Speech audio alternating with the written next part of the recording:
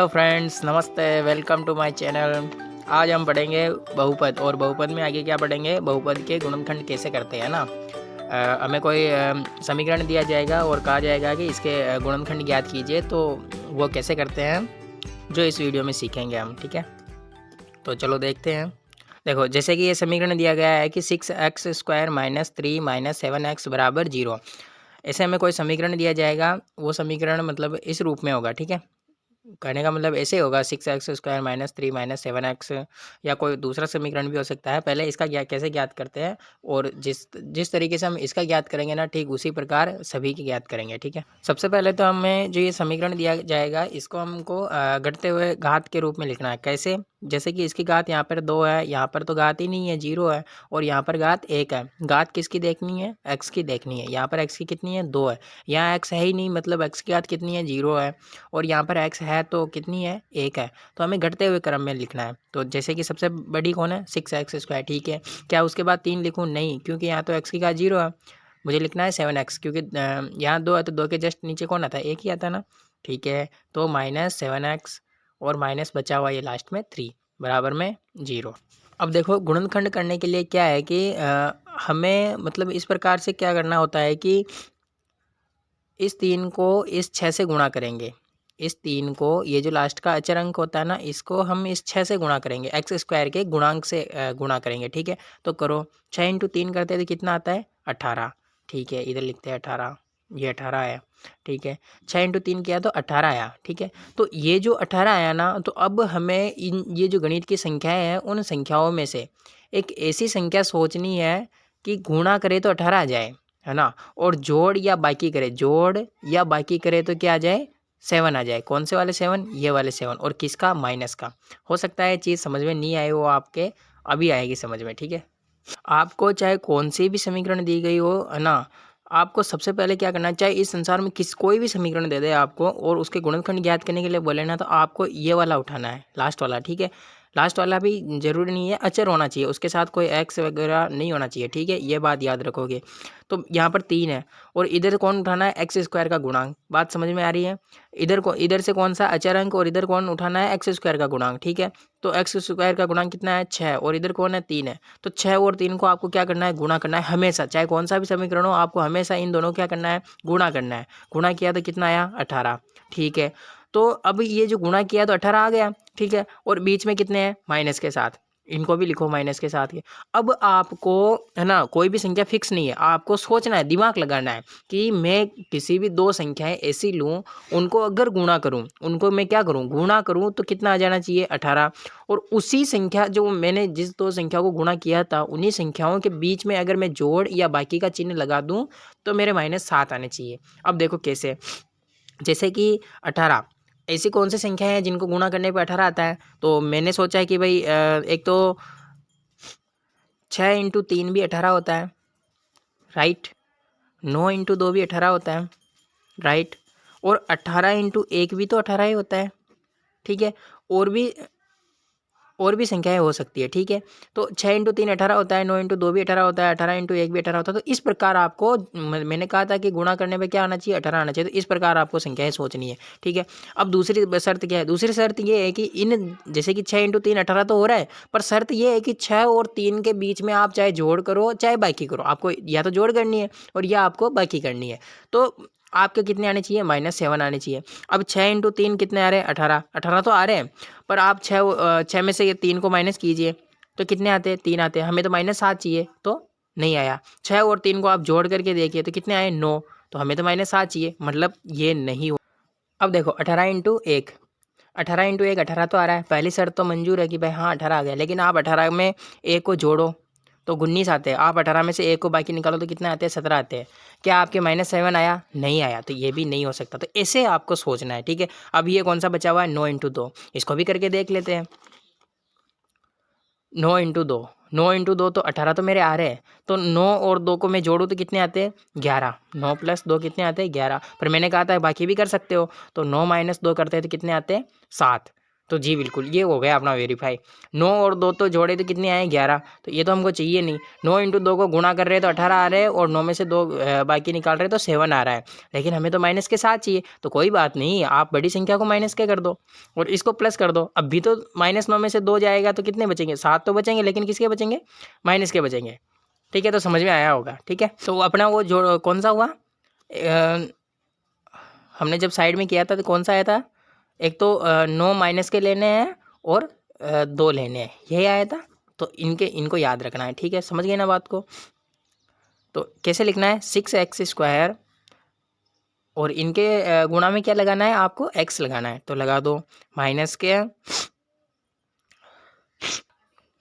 9x plus के 2x और minus के 3 बराबर 0। देखो कैसे, -9 और 2 कहाँ से निकाले, वहाँ से निकाले थे, हमको याद करो। ठीक है, इनके गुणा में क्या लगाना है, आपको x लगाना। सभी के समीकरणों में ये नियम लागू होता है। ठीक है, तो 6x² यहाँ से, ये जो माइनस के 7x है, मैंने इसको माइनस के 9x प्लस 2x लिख दिया, क्योंकि माइनस के 9x में से अगर प्लस के 2x में बाकी निकालूंगा तो वापस माइनस के 7x आ रहे हैं, तो मैं इसको ऐसे लिख सकता हूँ, कोई प्रॉब्लम नहीं है।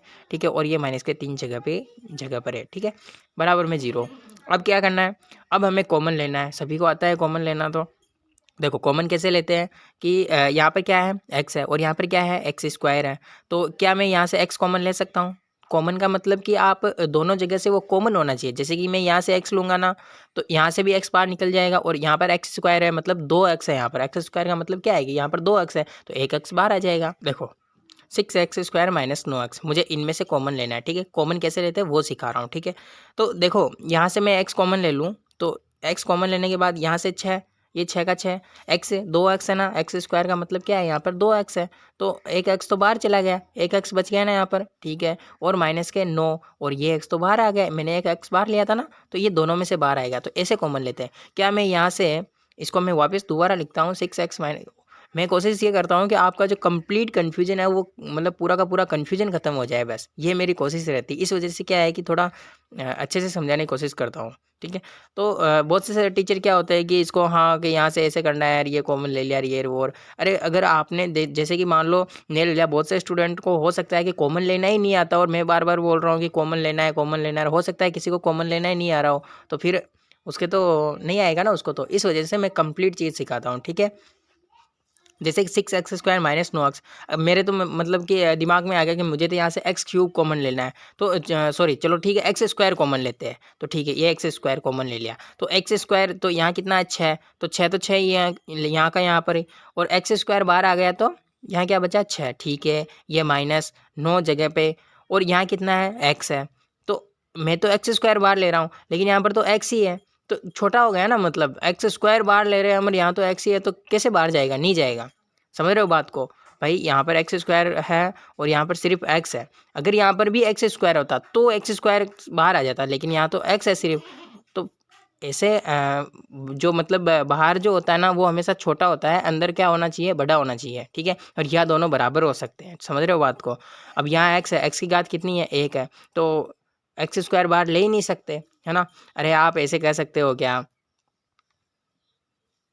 वैसे समझो जैसे कि आपके पास 1-1 रुपए के कितने सिक्के हैं, 5 सिक्के है ना। ठीक है, ये कितने सिक्के हैं, 5 सिक्के हैं। ठीक है, अब मैं आपको बोलूँ कि इन 5 सिक्कों में से आप 1-1 रुपए के 9 सिक्के बाहर निकाल दो, तो ऐसा क्या संभव है क्या यार, सिक्के तो 5 ही है, 5 में से 9 सिक्के बाहर कैसे निकाल दूंगा, संभव ही नहीं है। तो बस वही बात यहाँ पर है कि यहाँ पर x की घात सिर्फ 1 है, और हम बोल रहे हैं कि x की घात 2 बार निकाल रहा हूँ, तो यार x की घात 1 से x की घात 2 बार निकल सकती है क्या, नहीं निकल सकती, इम्पॉसिबल है।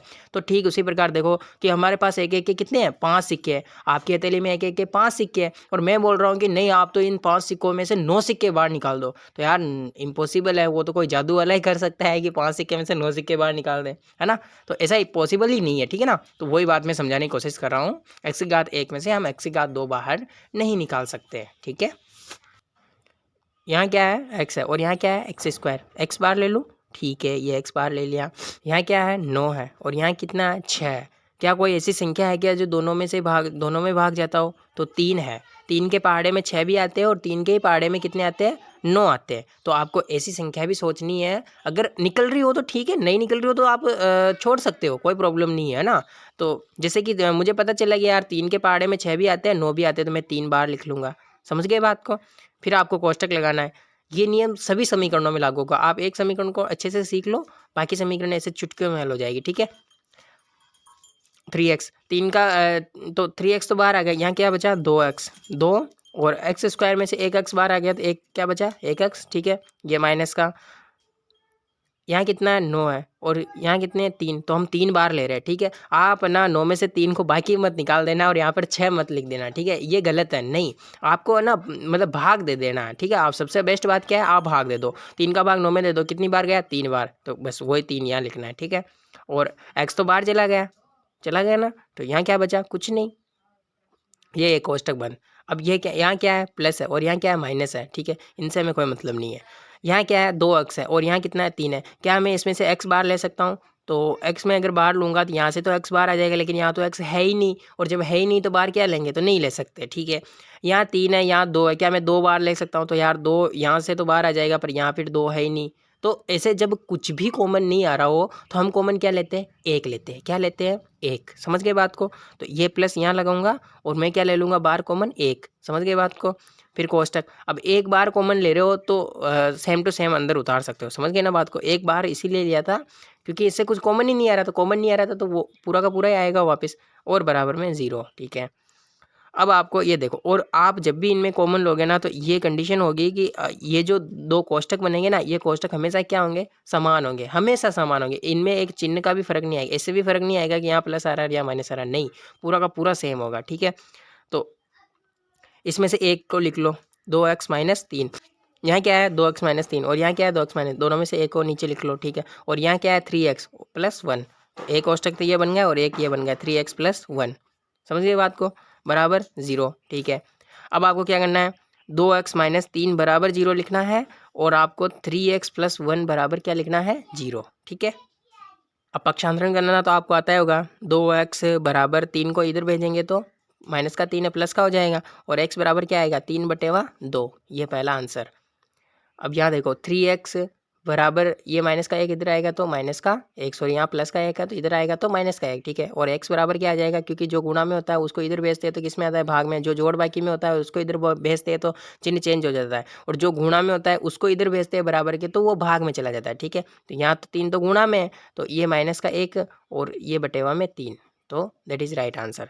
तो x के मान कितने हो गए, x बराबर -1/3 और x बराबर 3/2, यही क्या है आंसर, और यही इनके क्या है गुणनखंड है। ठीक है, आई थिंक समझ में आया होगा, पूरी कोशिश की है समझाने की। ठीक है ना, इस वजह से वीडियो थोड़ा लंबा हो गया, पर कोई दिक्कत नहीं है, आपको समझ में आना चाहिए, चाहे वीडियो भले 1 घंटा का हो चाहे 2 घंटे का हो, लेकिन उससे कोई मतलब नहीं है हमको। ठीक है ना, बस समझ में आना चाहिए, कोशिश ये होनी चाहिए। ठीक है ना, वीडियो हम 5 मिनट का बना रहे हैं, भागते भागते बना रहे हैं और उसमें समझ में ही नहीं आ रहा तो फिर मतलब क्या है। ठीक है ना, तो वही बात है। तो ये नेक्स्ट क्वेश्चन है, x² प्लस 5x प्लस 6 बराबर 0। इसको आप और सीखोगे ना तो आपको पूरा का पूरा समझ में आ जाएगा। ठीक है ना, तो देखो x² प्लस 5x प्लस 6। ठीक है, तो सबसे पहले क्या करना है, सबसे पहले आपको वही बात है कि x² का गुणांक कितना है, गुणांक का मतलब उसके गुणा में आपको कितना दिख रहा है, तो इसके गुणा में कुछ नहीं दिख रहा, मतलब क्या है 1 है। ठीक है, इसका गुणांक कितना है 5 है, तो आपको सबसे पहले क्या करना है, x² का गुणांक और इस जो अचर संख्या होगी लास्ट में उसको गुणा करना है। तो कीजिए, x² का गुणांक तो 1 है और लास्ट में कितना है 6, गुणा कीजिए, कितना आया 6। ठीक है, बीच में कितने हैं 5 है, तो अब कंडीशन क्या हो गई कि भाई गुणा करने पर तो कितने आने चाहिए 6, और आपको जोड़ या बाकी करो तो कितने आने चाहिए 5। ठीक है, ये चीज़ मुझे पता चल गई, फर्स्ट स्टेप अपना कंप्लीट हो गया। अब हमको संख्याएं सोचनी है, क्या सोचनी है, संख्याएं सोचनी है। तो ऐसी दो संख्याएं मैं सोचूं कि उसको गुणा करें तो 6 आ जाए, और मैं उनको जोड़ या बाकी करूं तो कितने आ जाए 5 आ जाए। तो सबसे पहले तो आप ये सोच लो कि कौन कौन संख्याओं को गुणा करने पर 6 आते हैं। तो मुझे पता चला कि यार 3 × 2 करने पर 6 आते हैं, 6 करने पर भी 6 आते हैं, है ना, और भी हो सकती है, पर जैसे देखो कि 3 पहले इसको चेक करते हैं ना। गलत सीखने पर क्या होता है कि सही सीख सकते हैं, हम गलतियां करेंगे ना तो हमें सीख मिलती है उससे। तो देखो 1 × 6 है, 1 × 6 है, तो 1 × 6 को मतलब गुणा करने पर 6 तो आ रहा है, फर्स्ट स्टेप इज क्लियर। देखो यहाँ पर क्या है कि 1 × 6 किया तो कितने आ रहे हैं 6। ठीक है, और 6 में से 1 को बाकी निकालो तो कितने आ रहे हैं 5।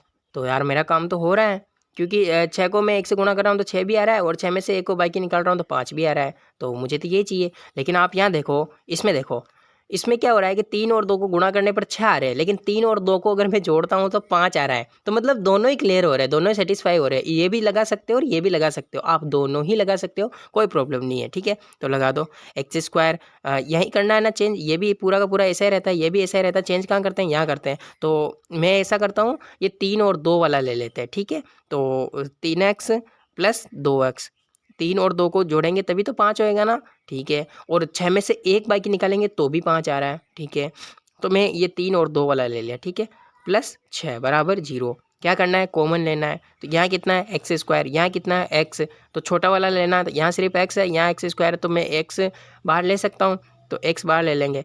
एक्स स्क्वायर, यहाँ 2x है, एक एक्स तो बाहर आ गया, कितना बचा, सिर्फ एक। ठीक है, प्लस में यहाँ एक्स ये बाहर चला गया, तो यहाँ कितना बचा, सिर्फ 3। ठीक है, यहाँ ये प्लस लगाओ, और यहाँ कितना एक्स है और यहाँ 6 है, यहाँ 2 है। क्या एक्स बाहर ले सकता हूँ, नहीं ले सकते, क्यों, क्योंकि यहाँ से तो एक्स बाहर आ जाएगा, लेकिन यहाँ तो एक्स है ही नहीं, तो फिर आप किसको बाहर लोगे, राइट। और यहाँ 2 है और यहाँ 6 है, तो 2 के पहाड़े में 2 भी आते हैं और 2 के पहाड़े में 6 भी आते हैं। मैंने कहा था कि ऐसी संख्या भी आप बाहर ले सकते हो कि उसी संख्या, वो सिर्फ उसी एक ही संख्या के अंदर दोनों संख्याएं आ जाए, तो राइट 2 बार ले सकते हैं। तो मैं ये 2 बार ले लूँगा। 2 बार लेने पर यहाँ क्या बचा, एक्स, और प्लस 2 का भाग 6 में दोगे तो कितनी बार, 3 बार। तो देखो x प्लस 3 और x प्लस 3, तो देखो x प्लस 3 दोनों सेम हो गए ना, मैंने कहा था सेम ही बनेंगे। ठीक है, x प्लस 3 और एक कौन सा बन रहा है, ये वाला और ये वाला, तो x प्लस 2 बराबर में क्या है, 0। ठीक है, तो आपको क्या करना है, एक बार तो x प्लस 3 बराबर 0 लिखना है, और एक बार क्या करना है, एक बार x प्लस 2 बराबर क्या लिखना है, 0 लिखना है। जब मैंने x प्लस 3 बराबर 0 लिखा तो x बराबर क्या आएगा, 3 को इधर भेजूंगा तो कितना आया, माइनस के 3, दैट इज़ राइट आंसर।